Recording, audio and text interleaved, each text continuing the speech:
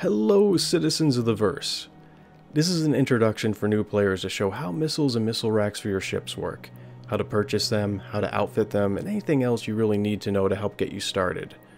From the main page, come over here to Electronic Access, and voila! These are the missile racks. A good thing to know about this form of ordnance is that missile racks and missiles are two separate components and that you're going to be purchasing these two items individually.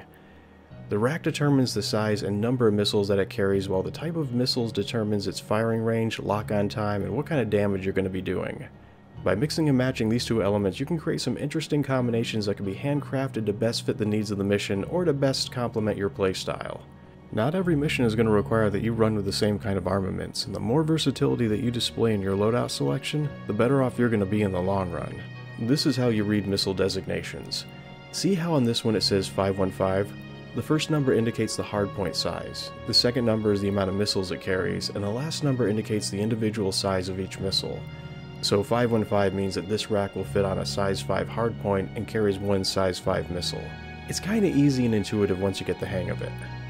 I'm going to be using the Aurora MR starter ship as an example to show off the various rack options that it can be outfitted with. It can be equipped with a size 4 missile rack. You can downgrade and fit a size 3, 2, or even a size 1 rack on it, but for the most part you're not going to want to be doing that. For the time being, if you're going to purchase something using rec points, it's best to get the largest missile rack that you can fit on your ship. So let's look at the size 4 missile rack options. Let's see, over here this one carries 1 size 4 missiles, this one carries 2 size 3s. If we come down here, this one carries 8 size 1s. This rack can carry 4 size 2 missiles, and that's pretty good. And if you're flying the Aurora MR, I'd recommend this one and purchase the Rattler Cluster IR missiles to go with it. Each missile releases a horde of mini rockets at the target and causes a lot of damage once it gets within range. I wish missiles were labeled as well as the racks are. For now, I just use the prices to indicate what size it is. The size 1 missiles are 800 rec points, and the size 2s go for 1600. From there on, the prices tend to vary between the size 3 and 4 missiles. I wouldn't recommend spending rec points on purchasing size 5s at this point in the game, and instead just use whatever default torpedoes your ship comes with. Size 5 missiles and up are considered to be torpedoes. They generally take much longer to lock on, are considerably slower, and extremely hard to avoid once they've acquired a target lock, and they do a lot of damage. Missiles use a variety of ways to lock onto a target, have varied ranges, require different lengths of time to acquire a target lock, the amount of damage they inflict varies, and they can produce different kinds of damage types.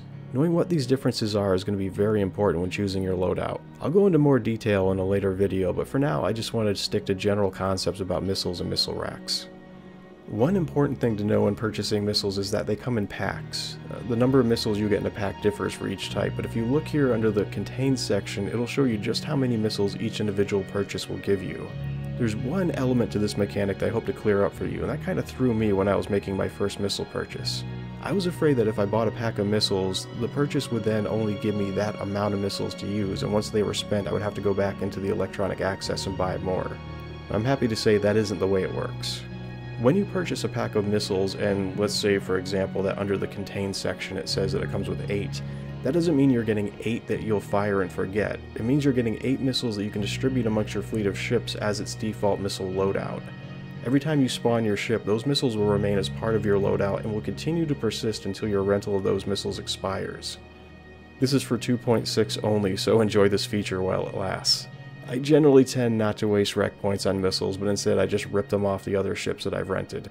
And finally, it's easy to change out the missile rack components that your ship is outfitted with. The easiest way is to go into the ship customization section of Arena Commander. At the top, choose missiles, then highlight the rack you want to alter and choose the rack that you want. Then add the appropriate missile types to it. Easy peasy.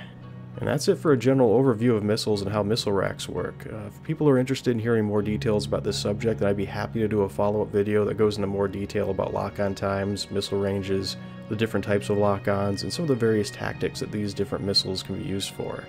And thank you very much for your time. I hope you enjoy the rest of your day, and I look forward to seeing you again in the next video.